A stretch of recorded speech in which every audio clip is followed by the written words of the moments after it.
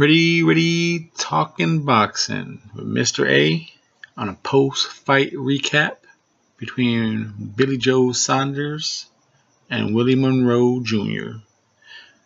Billy Joe retains his WBO middleweight strap due to pure activity.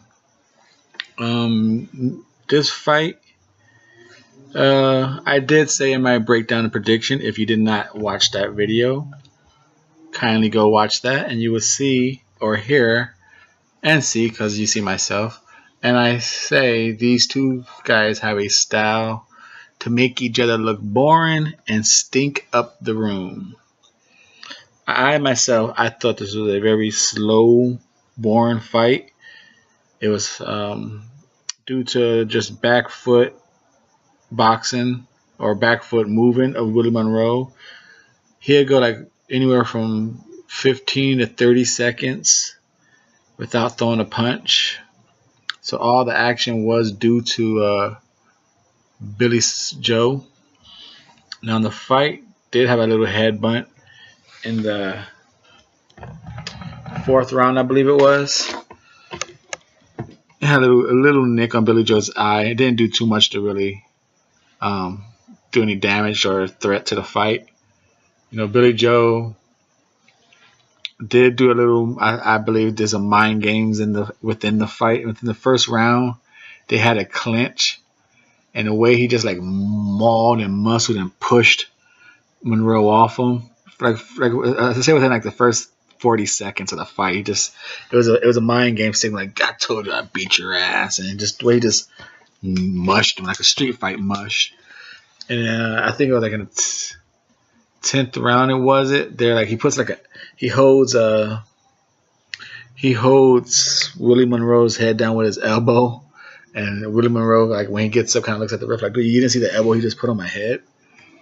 But there was some moments in this fight where I thought Billy Joe could have really like hit him with some legal shots. Again, legal shots when they're in the clinch.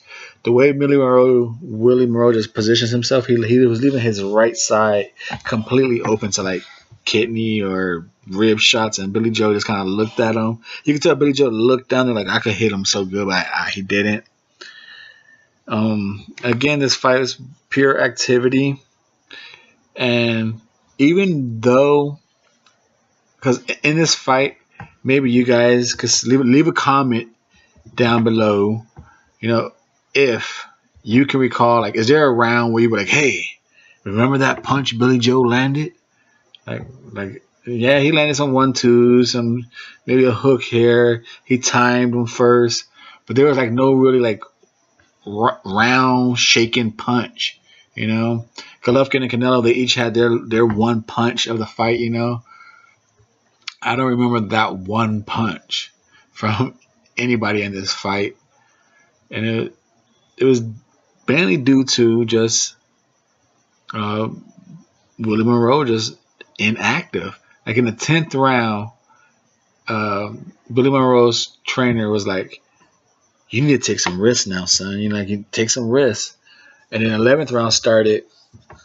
You need to go to work. You need to go to work. So even though it didn't look like Billy Joe Saunders was hitting him hard, like he was hitting him throughout the fight because he was pressing like 85 to 90% of the action the whole fight, all Billy Joe. So he was throwing punches. They didn't look hard, but if you look at Willie Monroe's faces during those 10th and 11th round corner motivation talks, he looks fatigued. He looks beaten. He looks like hurt, mentally, physically hurt. Like Billy Joe was, and you kind of think that Billy Joe, all that muscling, and maybe he was hitting him hard. And to us, to me, it just like regular shots. But maybe Billy Joe's a strong dude, at least strong to Willie Monroe. Maybe his strength was kind of good, and Willie Monroe wasn't ready for that strength.